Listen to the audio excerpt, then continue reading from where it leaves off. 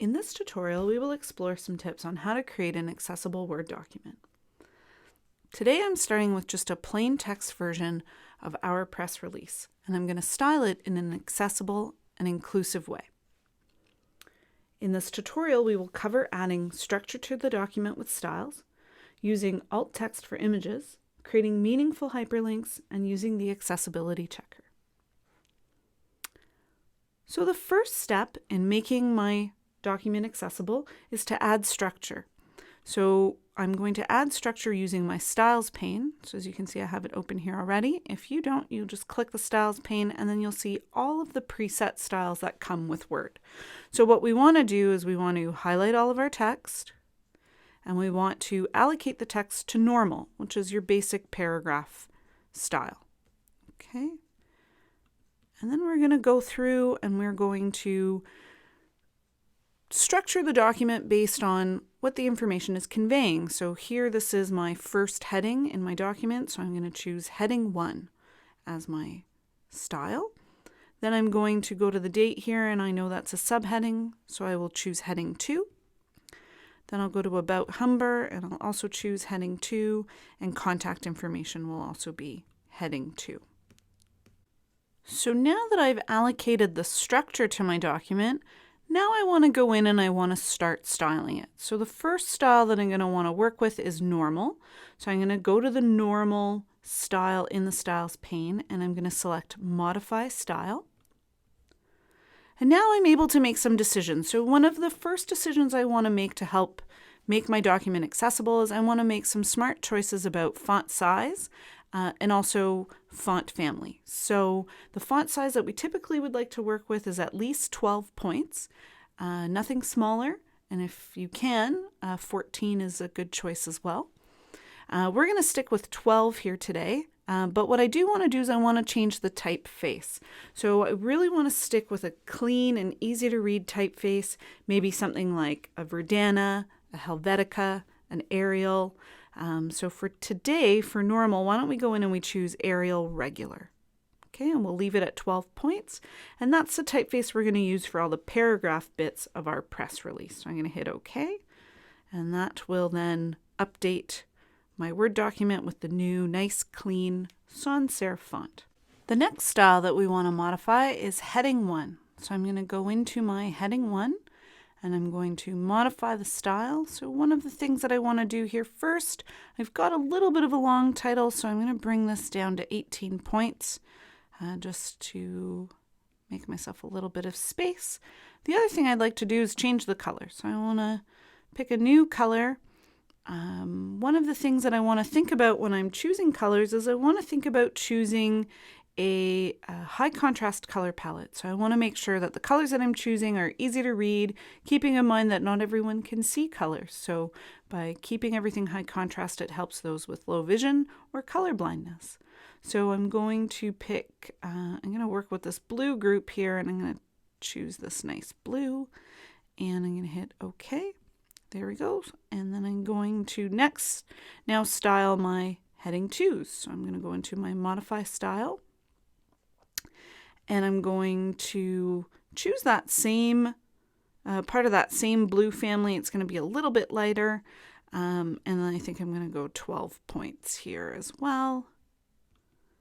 And now you'll see that all the other heading 2s have changed as well. So this is one of the advantages of working with styles, is you can make some quick and easy edits while you are styling your Word document.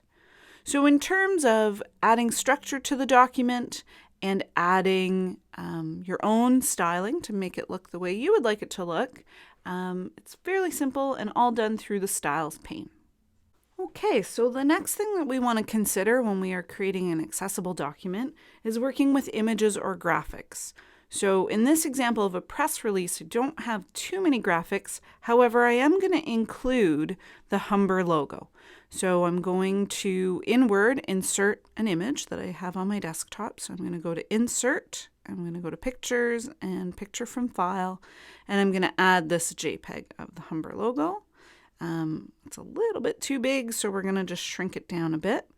Now, one of the things that we need to consider for accessibility when we are working with graphics or photographs is that we need to provide alternative text for our users that can't see. So they're not able to see the image, but alternative text will then allow the screen reader to describe what the image is to them. So in order to add alternative text, what we're going to do is we're going to right-click our image and we're going to go into Format Picture.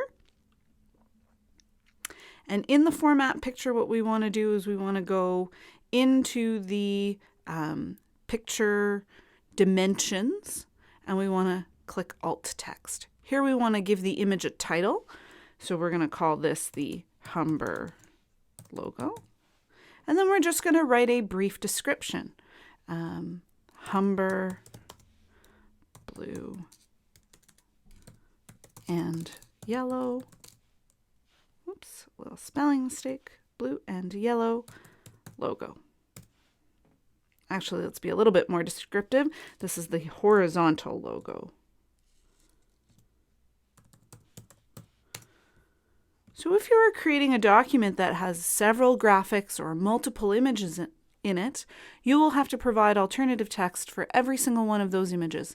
And this helps create a more accessible document for someone who is using a screen reader. The next part of my press release that I'm going to work on will be the hyperlinks. So down here at the bottom of my press release, I have a link to the Humber website.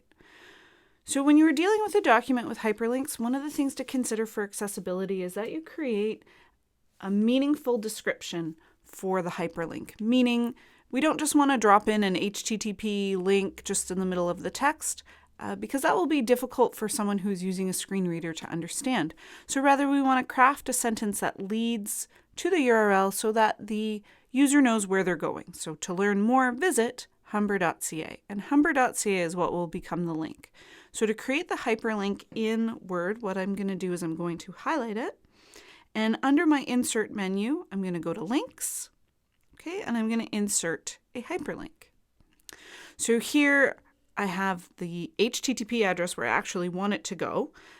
So that's where it's pointing to, but that's not what we'll display. So you'll see that there is text to display, which is simple and easy to understand, humber.ca, as opposed to http://www.humber.ca/.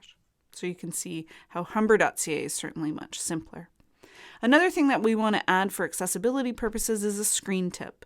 So if it's not super clear that it's a link, the screen tip will tell the user where it's going. So link to humber.ca. Okay, so that screen tip will appear when you hover your mouse over that particular section of text. So I'm going to hit OK. And then the last thing that I want to do here is I want to style it as a hyperlink. So if you go back to the styles pane where we were earlier, you'll notice that there is a style currently for hyperlink. So we'll add that in. Now that blue color doesn't really match the other blue colors that I've used previously. So again, I'm going to go into my modify style and I'm just going to select a blue color that matches my theme a little better. There we go. Okay, so I've got two more links. These are email links. So I'm going to do the same thing here. I'm going to highlight it and I'm going to go to links, hyperlink, and this time I'm going to choose email address and the subject will be making media accessible.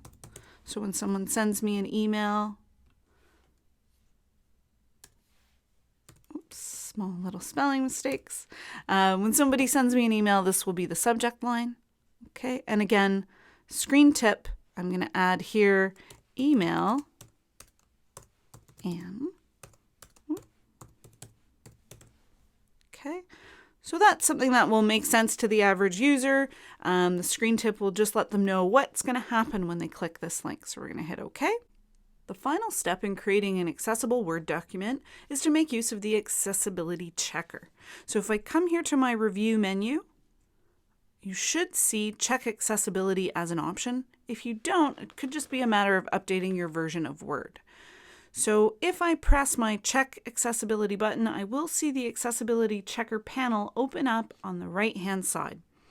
The accessibility checker helps you find and fix accessibility issues, just like a spell checker tells you about possible spelling errors. So here the accessibility checker is telling me there are no accessibility issues found, which is great news.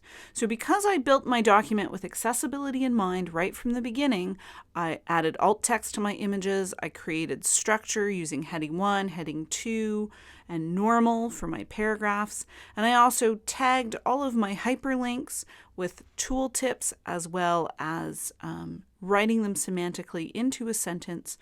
The accessibility checker has approved my document, and now I'm ready to share my information in an inclusive way.